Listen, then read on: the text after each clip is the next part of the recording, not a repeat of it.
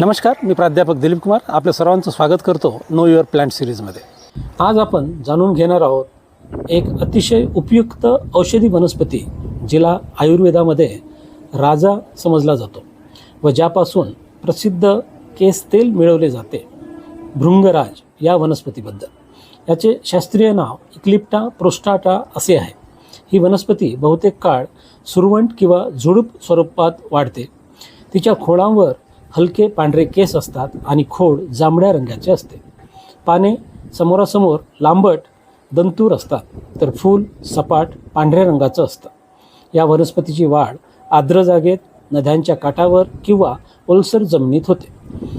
याचे उपयोग बरेच सांगता येतील आपल्याला, ज्यामध्ये भृंगराज तेल हे केसांसाठी अतिशय प्रसिद्ध आहे। केस गळणे, टक्कल आणि अकाली पांढरे केस टाळण्यासाठी हे तेल वापरले जाते। यांच्या पानांचे चूर्ण पोटांचे विकार आणि त्वचेच्या आजारावर वापरले जाते। भृंगराजचे अर्क यकृत रोगावर जसे की पिवळ्या आजारावर प्रभावी असल्याचे संशोधन सांगते। त्वचेला भृंगराज लावल्याने चकमा लवकर बऱ्या होतात आणि दात, खाज इत्यादी समस्यावरही उपयोगी ठरते। निसर्गाची ही अनमोल देणगी आपल्या परिसरात सहज मिळते। तिच्या औषधी गुणधर्मांचा स्वीकार करा आणि निरोगी जीवन जगायला मदत करा।